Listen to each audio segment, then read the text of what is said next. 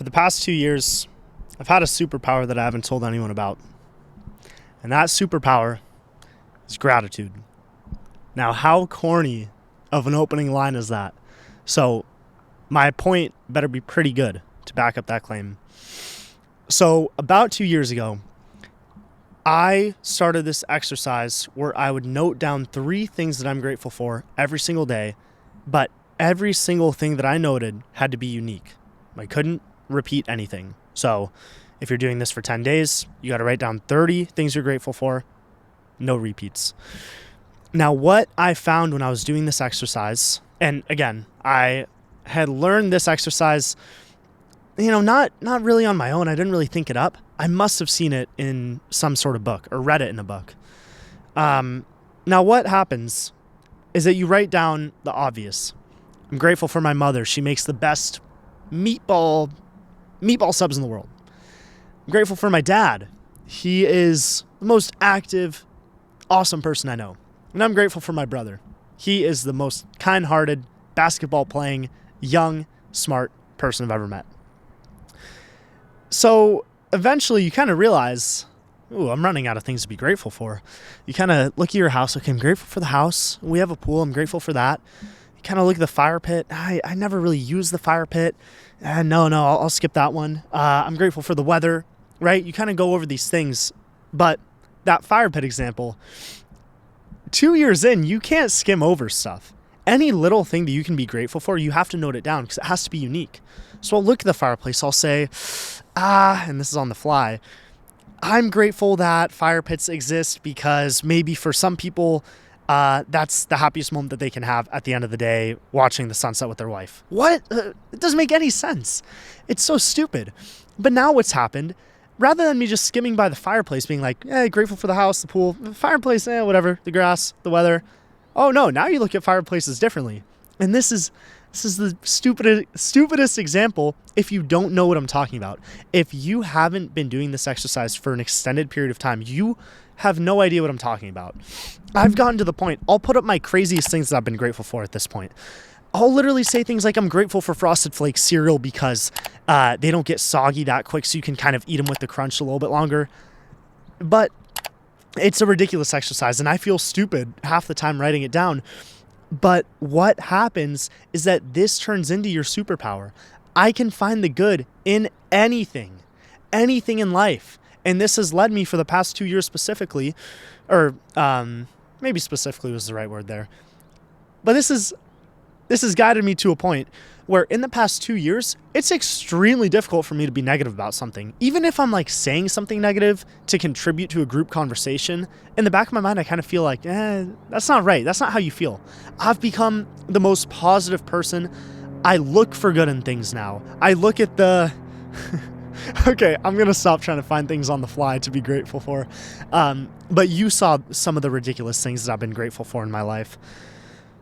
So this helps me stay afloat so much in my life. And you need to start doing this as well, please. Everyone has their thing. Everyone, maybe some people are into meditation. Some are into the cold tubs. I was into the cold tubs for a bit. Now I kind of just do it like after hooping or after sparring or something. Everyone has their thing. This is my thing.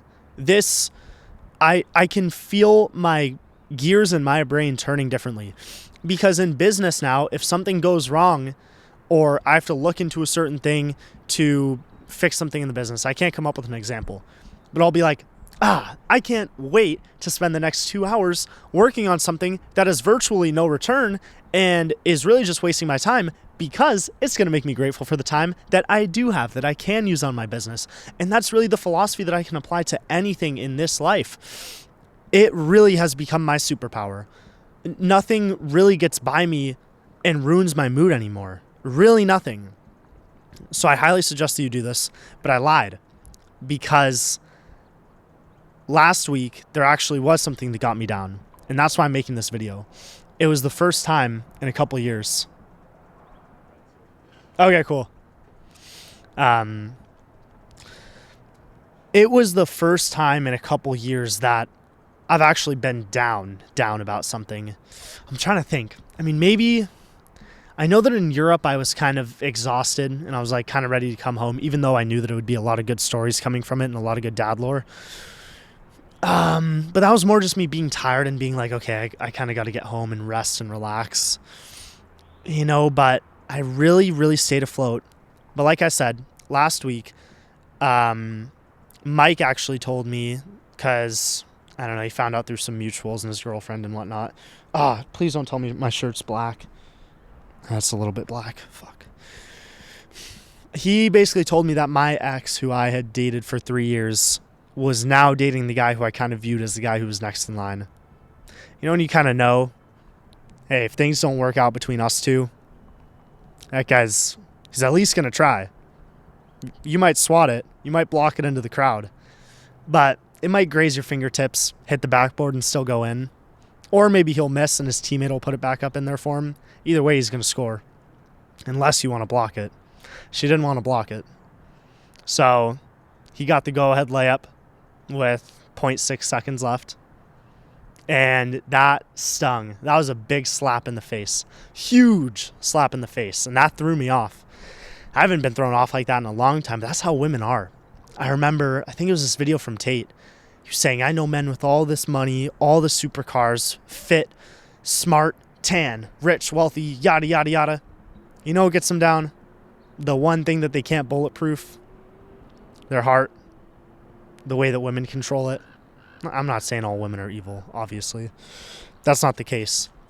But the emotions that men feel when it comes to women, especially a woman that you so deeply care about, like, we just, not in a invasive or insecure way. We just want them all to ourselves. Like, we just want to show them everything. We want to experience everything with them. And I didn't mean all to ourselves, but you get what I mean. When a man finds a woman he so deeply, truly loves, that's just, like, it becomes his rock. It's almost like a motherly love. It's not a motherly love, but you get what I'm saying. So women have that power, and it's crazy. And I got slapped in the face. That layup, yeah, that one, I got slapped. And we've been broken up for a minute, but it's like, regardless of how long we've been broken up, like, to know that guy's now with her, it's like, whoa, good for them, but I felt slapped in the face. But this is my philosophy and my perspective on what had happened. Like I said, most things can't get me down anymore because of the gratitude that I've developed. So what happened was, I was slapped in the face and it stung. But by the end of the night, because I'd found out earlier on in the night, by the end of the night, I had reworked my brain so much because of the training I've had with my gratitude, to the point where I was so grateful for them being together. And I'm not exaggerating that. I was sat in my room. I was thinking about it. Okay, this hurts. Let's think about it. So I thought about it. And I realized, well, the fact that they're together and the fact that it feels so out of the blue, I mean, maybe it's not out of the blue for them, but it was for me. The fact that something's so out of the blue, so new, so different, I didn't see it coming. Isn't that the beauty of an unpredictable life? And isn't them being together kind of making me realize that life is constantly evolving, and it should be? What I realized was, imagine if this whole view stayed the same for 200, 300 years. Imagine if there was nothing new about it. Well, now that I think about it, I guess new stuff would just be tearing down the trees, so it'd kind of make it uglier. But imagine if life was always the same. That would be so boring. And the fact that I can feel that I was just slapped in the face, that's beautiful too. Because if I couldn't feel that emotion, I wouldn't be reminded of how beautiful it is to be human and feel these things. So all of this training that I had done takes me, a minute to write down 3 things that I'm grateful for every morning. That literally shifted my whole perspective to the point where I was so grateful for it. I was like, awesome. I hope they get married. I'm just kidding. Play that Jack Harlow line. Who you talking to now? Are y'all about to tie a knot? Hope not. Speak now. Hold your peace. I will make that show stop. But my gratitude came in clutch, as it always does. I mean, I can't have a bad day. I cannot have a bad day. Look at this. Are you kidding me? Look at the sunset. Look at the lagoon. All the amazing people driving on the road and this beautiful mountain I have. If I lived in Florida, there'd be no mountains. All I would see is lagoons and crocodiles and alligators trying to kill and eat everybody. Beautiful. I mean, this is just the best place in the world as the birds fly by. And I get to sit here and talk to a camera with my microphone. And if nobody listens, I don't care, because this is like therapy for me. I'm going to hit the record button, stop recording, go up to my room and be like, that was a great talk. Who gives a fuck if no one watches it? So I just wanted to make this video to reiterate how powerful gratitude can be. I'm really not kidding. It is my superpower. I cannot... Okay, God's going to sound like I'm challenging him here. But with the power of God, I cannot get bummed out about anything. Maybe I'll feel the sting of being slapped in the face for a little bit, and it'll hurt. But I will come out of that being so grateful for the slap and so grateful for the sting. So be grateful for the sting. Thank you. Now I wonder, did she tell her man that I'm a trash dude? And would he shake his head until he realized he was trash too?